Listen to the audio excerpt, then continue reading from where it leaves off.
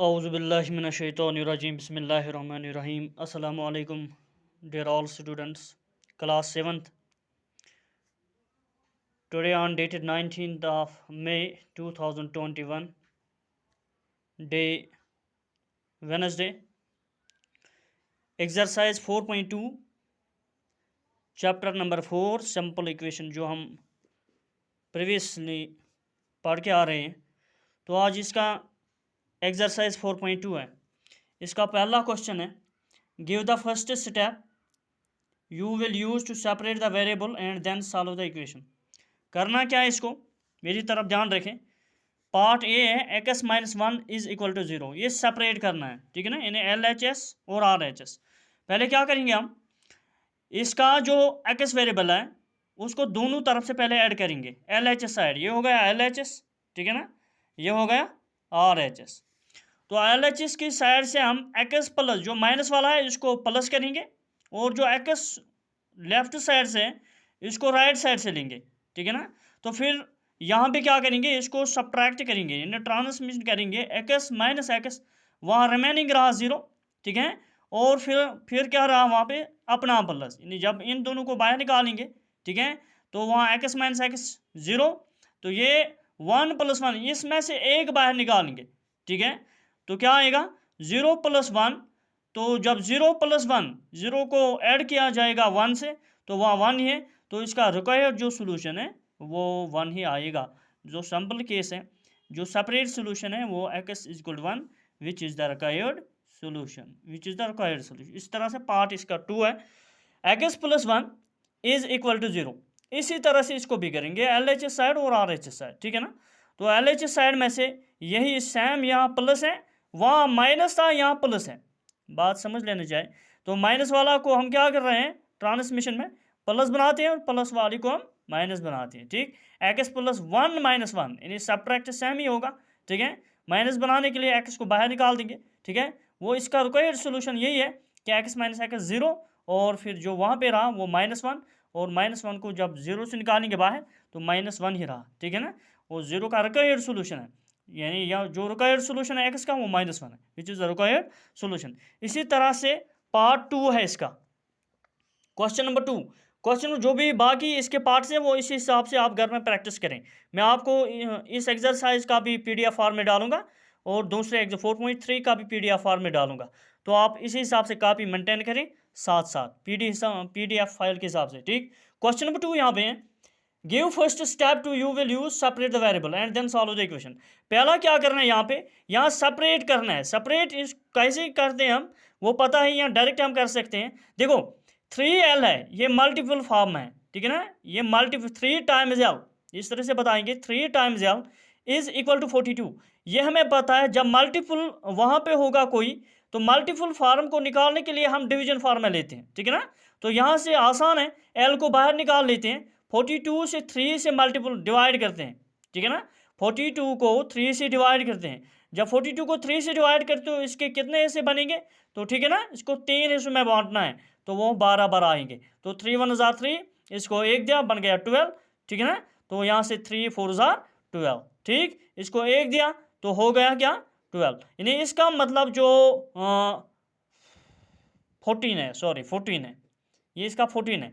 जब इसने इसको एक दिया 3 1 जार 3, इसको एक बन गया 12, 3 4 जार 12, तो एल का क्या आया यहाँ पे 14।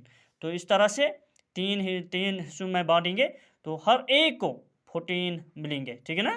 तो रिक्वायर्ड सोल्यूशन जो इसका है वो L इज इक्वल टू 14 है। इसी तरह से पार्ट बी है इसका, b/12 इज इक्वल टू 6। ये डिवीजन फॉर्म है, सिंपल केस है, जो डिवीजन फॉर्म में होता है ना उसको हम मल्टीपल ही फॉर्म में लेते हैं, ठीक है ना।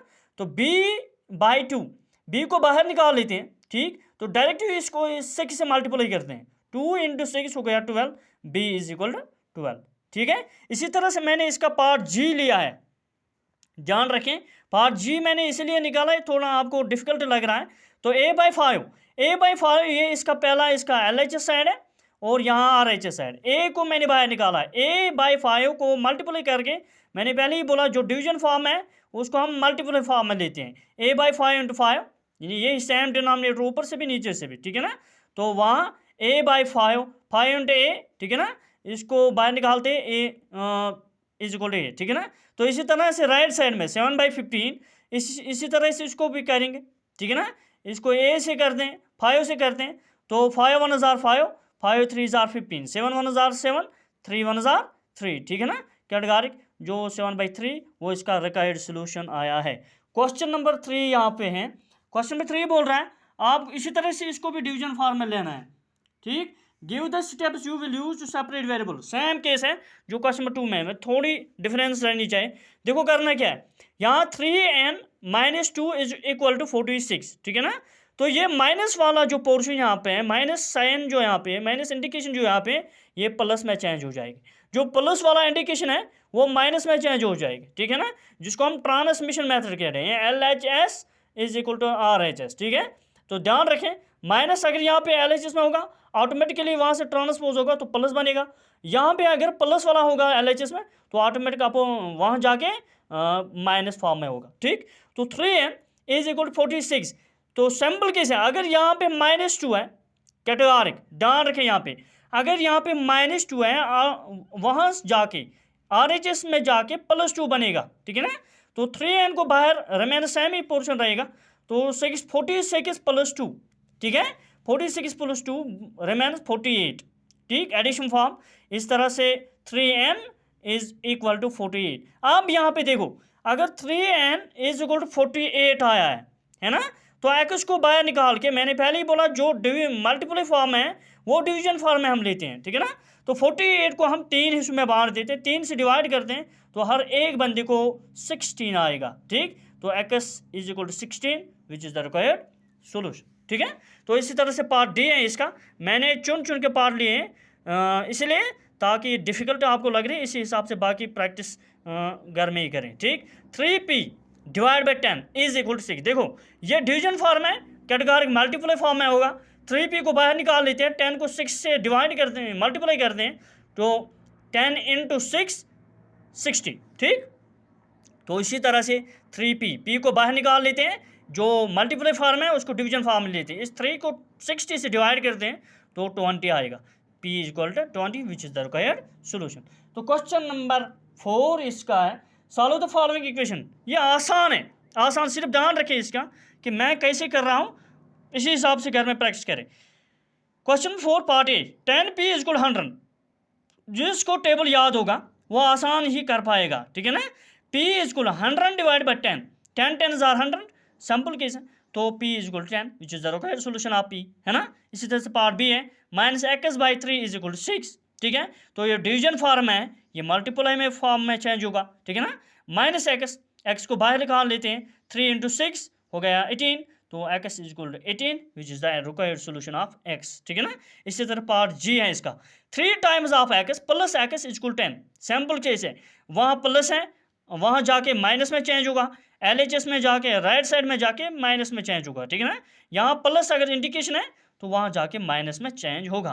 तो डियर स्टूडेंट्स 3x को बाहर निकाल लेंगे, 10 - 7 3x, 10 - 7 3, x को बाहर निकाल लेते, 3 को 3 से डिवाइड करते हैं तो वहाँ रहा x is equal to 1 which is the required solution.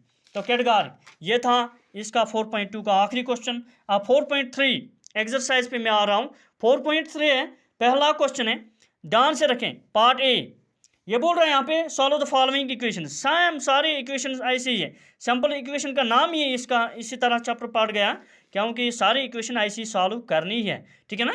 3x + 7/2 is equal to 11/2। देखो यहाँ 3x, देखो करना क्या, यहाँ पे ध्यान रखें, यहाँ 11 यहाँ 11/2, यहाँ 7/2, जब यहाँ पे हम यहाँ माइनस है इसको वहाँ जाके प्लस में माइनस में चेंज करें, यहाँ प्लस है इसको वहाँ जाके माइनस में चेंज करें, ये हमने पहले ही देखा है।